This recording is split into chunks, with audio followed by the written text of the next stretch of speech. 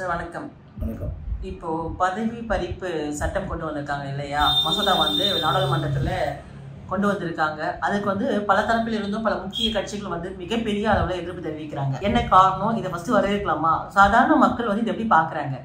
நீங்கள் எப்படி பார்க்குறீங்க? நாங்கள் எப்படி பார்க்குறோன்னா, இது ஒரு வரவேற்கப்பட வேண்டிய ஒரு மசோதா தான்.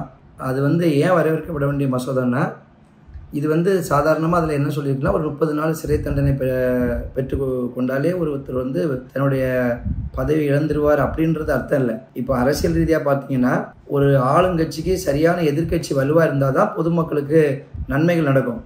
அப்படி இருக்கும்போது எதிர்கட்சிகள் இது மாதிரி எங்கள் மேல் வீண் பழி சுமத்தி வழக்குகள் தொடுத்து விடுவார்கள் என்று அவர்கள் பயப்படுவது ஒரு நியாயமானது தான். ஆனால் இந்த மசோதாவுடைய சாராம்சம் என்னன்னா, அந்த மாதிரி சிறு சிறு போராட்டங்கள் மக்களுக்காக போராடி சிறை செல்வதற்கு இதில் விதிவிலக்கு. அதாவது மக்களுக்காக போராடி 30 நாட்கள் இல்லை, 30 வருடங்கள் சிறையில் இருந்தாலும் அவர்கள் பதவி இழக்க வேண்டிய ஒரு அவசியம் இல்லை என்பதை மத்திய அரசாங்கம், குறிப்பாக பாரத பிரதமர் அவர்கள் தெளிவுபடுத்தியுள்ளார்கள். இது மக்கள் பணத்தை கையாடி விட்டு ஊழல் பண்ணிவிட்டு பொது சொத்துக்களை எடுத்து தன் பேர் மாற்றிக்கொண்டு இதுபோல நாட்டுக்கு எதிரான செயலில் ஈடுபட்டு கொண்ட அரசியல்வாதிகள் மட்டும்தான் இதை பற்றி பயன்பட வேண்டும்.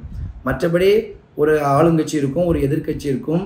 அந்த எதிர்கட்சி ஆளுங்கட்சி எதிர்த்து பொதுமக்களுக்காக நல்ல விஷயங்களுக்காக போராடும். அப்படிப்பட்ட சூழ்நிலையில் அவர்கள் வழக்கு தொடுத்து 30 நாள் சிறையில் வைத்த உடனே அவங்க பதவி இழப்பார்கள் என்ற நிலைப்பாடு இதில் இல்லை. அதை பற்றி யாரும் பயப்பட வேண்டாம். அதே நேரத்தில் இது ஒரு சிறந்த மசோதாவாக தான் பொதுமக்கள் கருதுறாங்க. இது இந்த காலத்தின் கட்டாயம். இன்னும் இது போல நிறைய சிறப்பு மசோதாக்கள்லாம் வந்தால் சந்தோஷமா இருக்கும், மக்கள் வரவேற்பாங்க.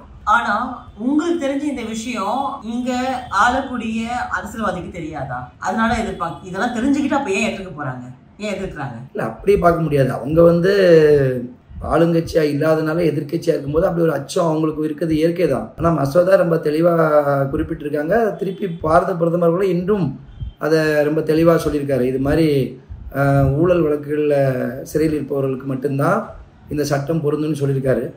அதனால அதை பற்றி ஒன்றும் நம்ம பெருசா பொதுமக்களாக பண்ணிட்டு சிறையிலிருந்து இனி ஆட்சி செய்ய முடியாதுன்றதை மேற்கோள் கரெக்டாக சொல்லியிருக்காரு.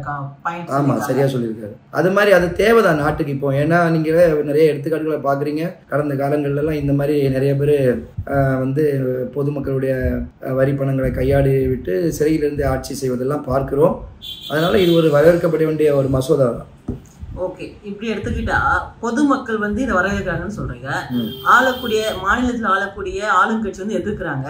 பட் அப்படி எதிர்க்கக்கூடிய ஆளுங்கட்சிக்கு தானே மக்கள் ஆதரவா இருக்காங்க. இது எப்படி பாக்குறது? அப்போ மக்கள் புரிஞ்சுக்கிட்டாங்கன்னா அது சரியா இருக்கும். அது அப்படிலாம் ஆதரவா இருக்காங்கன்னு சொல்ல முடியாது. பொதுவாக எந்த சட்டமானாலும் யாருக்கும் எந்த பாதிப்பும் இல்லை அப்படின்றத மக்கள் உணரும் போது அவங்க அதை ஏற்றுக்கிடுவாங்க. இப்போதான் அந்த மசோதா வந்திருக்குது. நீ மக்கள்கிட்ட நல்லா ரீச் ஆகணும், அவங்களுக்கு முழு விவரங்கள் தெரிய வேண்டும். அப்படி தெரியும் போது அவங்க முழு மனதோடு அதை ஆதரிப்பாங்க அப்படின்னு நினைக்கிறேன். மத்தியில் ஆளக்கூடிய பாஜக இந்த மாதிரி திட்டங்கள் கொண்டு வர்றது ரொம்ப நல்ல விஷயமா பாக்குறீங்களா? இல்ல காங்கிரஸ் இருந்தாலும் இந்த மாதிரி கொண்டு வந்திருக்கும் நீங்க நினைக்கிறீங்களா? இல்ல, பாஜக காங்கிரஸ்ங்கிறதுக்காக இல்ல, காங்கிரஸ் இருக்கும் போதும் சில நல்ல நல்ல திட்டங்கள் கொண்டு வரதான் செஞ்சிருக்காங்க. இது ஊழலுக்கு எதிராக எல்லாம் வந்திருக்குது. இருந்தாலும் இப்போ இவங்க கொண்டு வந்திருக்குது கொஞ்சம் அதை விட கொஞ்சம் சிறப்பா இருக்கு. ஏன்னா அந்த 30 நாள்ங்கும் போது அந்த அரசியல்வாதிகள் கொஞ்சம் ஊழல் செய்யறவங்க தான் அதை பத்தி கொஞ்சம் பயப்படுவாங்க. வேற ஒண்ணும் இல்லை. அதுக்காக இவங்கன்னா யாரு? இவங்கன்னு இல்லை, எந்த அட் பிரசண்டா இருக்கவங்களா இருக்கட்டும், இல்லை இனிமேல் வரக்கூடிய அரசியல்வாதிகளா இருக்கட்டும், அந்த அரசியல் பொதுமக்கள் பொது வாழ்க்கையில் ஈடுபடுறவங்க கொஞ்சம் யோசிச்சு செய்வாங்க. அதுக்கு ஒரு நல்ல திட்டமாக தான் தெரியுது.